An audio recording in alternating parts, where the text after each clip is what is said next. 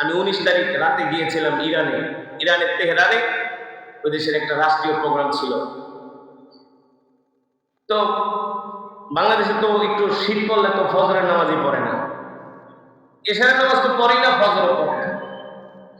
তেহরানের প্রোগ্রামে এখন বরফ পড়তেছে,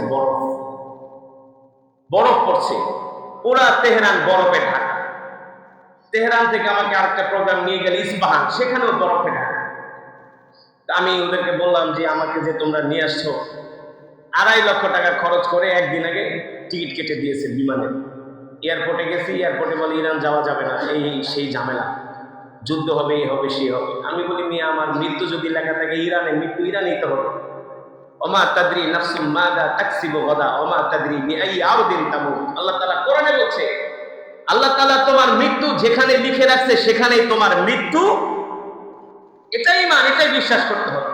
আপনার মৃত্যু যদি লেখা থাকে সৌদি আরবে, আপনি চাইলেও বাংলাদেশে আপনার মৃত্যু হবে না। বলে আপনি আমাকে দেন, এইটি দেন, আমি যাবো। গেলাম, যে দেখি পুরা ঠান্ডা বরফ। ওই শীতে তো থাকা আমরা অভ্যস্ত নই। তোরা আমাকে বললেন আপনার প্রোগ্রাম রাত 10:30টায়। আমি বলি নিয়ে বরফ পড়তেছে, এর ভিতরে কি মানুষ আসবে নাকি? এর ভিতরে মানুষ আসবে নাকি? আমাকে তেহরান থেকে 70 কিলোমিটার দূরে নিয়ে গেলেন, পুরা রাস্তা বরফ, গাড়িও টানতে পারে না, ভয়ে যদি স্লিপ কাটে। তো আমি তো প্রোগ্রামের জায়গায় যাই, আমি তো অবাক। মায়েরা তার ছোট ছোট বাচ্চাদেরকে বোরকা পরায়, শীতের কাপড় পরে, এই বরফের ভিতরে হাজারে হাজারে মানুষ। বাবা তার সন্তানদেরকে এই শীতের ভিতরে জ্যাকেট পরায়, হাজার হাজার মানুষ। অথচ 2 মিনিটও বাইরে থাকা যায় না বরফে। আর এত ঠান্ডা, এত বড় অ্যারেঞ্জ, হিটার দিয়েও কাভার করা সম্ভব না। তো আমি এই দৃশ্য দেখে আমি ওদেরকে প্রশ্ন করলাম, এখানে কি শুধু শিয়া না সুন্নিও আছে?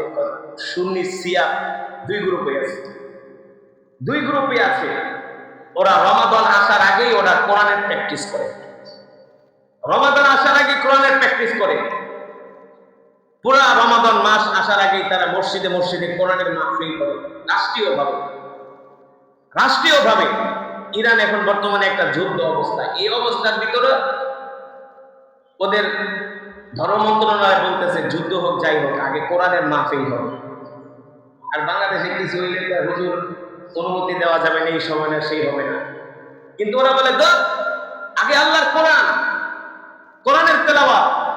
এক ইরানিদের জিজ্ঞেস করলাম, তোমাদের দেশের কি অবস্থা? বলে আমেরিকা, ইসরায়েল, এগুলো আমরা গণায় ধরি না। এক ইরানি বলতেছে, ট্রাম্প আর নেতানিয়াহু, এই 2 জনের এগেইনস্টে আমাদের খামেনি হচ্ছে লায়ন, সিংহ।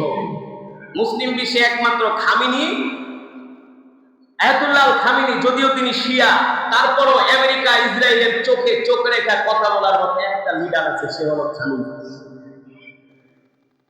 ওরা বলতেছে এইসব যুদ্ধ টুদ্ধ নিয়ে আমাদের মাথা ব্যথা নাই।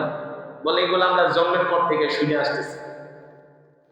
তো যেটা বলার উদ্দেশ্য আমার, যে ওরা শিয়া হোক সুন্নি হোক, কিন্তু ওরা আল্লাহ কোরআনকে ভালোবাসে, কোরআন পড়ে। ইরানের ম্যাক্সিমাম মানুষ তারা কোরআন পড়তে পারে। কয়েকটা সুন্নি মসজিদে গেলাম, যে দেখে মাশাআল্লাহ কোরআন পড়ছে। ইস্পাহান একটা জায়গায় নিয়ে গেল, সেখানে দেখি যে বরফ পড়তেছে, কিন্তু মসজিদে মুসল্লির অভাব নাই। আর বাংলাদেশে এই শীত পড়লে মসজিদে জুমার নামাজও আপনারা আসতে